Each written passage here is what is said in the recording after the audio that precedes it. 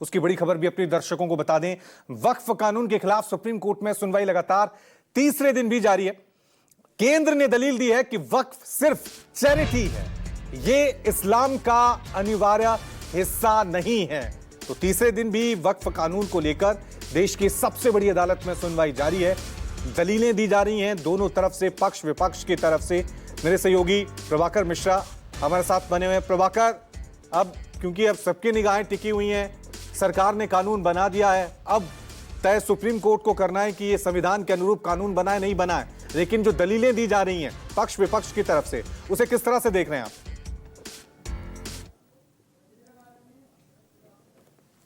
देखिए, कल solicitor general ने एक दलील दी थी। वो ये कहा था कि वक्फ जो है वो इस्लाम का अनिवार्य हिस्सा नहीं है, इंटीग्रल पार्ट नहीं है। आज उस दलील को आगे बढ़ाते हुए राजस्थान सरकार की तरफ से पेश हो रहे राकेश द्विवेदी सीनियर एडवोकेट ने कहा कि वक्फ बाय यूजर, इस कानून में जो संशोधन हुआ है उसमें जो सबसे विवाद का प्रावधान है वक्फ बाय यूजर हटाने का, तो उसको लेकर के राकेश द्विवेदी ने जो तर्क दी कि ये जो वक्फ बाय यूजर है ये इस्लाम का अनिवार्य हिस्सा नहीं है, इंटीग्रल पार्ट नहीं है। ये भारतीय महाद्वीप से बाहर आया हुआ कंसेप्ट है जो एडवर्स पोजीशन के रूप में इस अवधारणा को अपनाया गया है।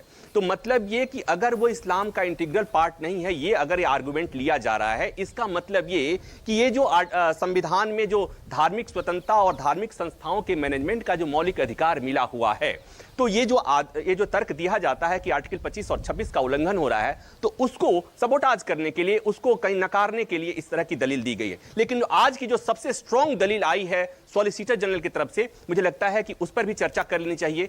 वो ये कि जब उनका आर्गुमेंट कंक्लूड हो रहा था तो उन्होंने एक बात कही कि सुप्रीम कोर्ट ने 2022 के एक अपने फैसले में यह कहा है कि संविधान के अनुच्छेद 12 के तहत जो राज्य की परिभाषा होती है उसमें वक्फ अपने आप में एक राज्य है और राज्य में कोई ये दावा नहीं कर सकता है कि उस राज्य में केवल कुछ ही किसी पर्टिकुलर धर्म के लोग, चाहे वो धर्म ये हो या धर्म बी हो, वही उसी के सदस्य हो सकते हैं। ये उस तर्क के उस आपत्ति के जवाब में है जिसमें कहा जा रहा है कि वक्फ बोर्ड या वक्फ सेंट्रल काउंसिल में दूसरे धर्म के लोगों के सदस्यों को जो शामिल करने का जो विरोध हो रहा है उस पर इन्होंने एक बहुत स्ट्रॉन्ग सुप्रीम कोर्ट के फैसले का, और वो सुप्रीम कोर्ट का फैसला 2022 का है रवि, मैं भी पढ़ रहा था उसको, जिसमें आंध्र प्रदेश बनाम मध्य प्रदेश राज्य एंड अदर्स में सुप्रीम कोर्ट ने कहा कि अनुच्छेद 12, संविधान के अनुच्छेद 12 के तहत वक्फ अपने आप में राज्य है। और ये जो आज इन्होंने एक बाउंसर, ये गुगली उछाली है सॉलिसिटर जनरल ने,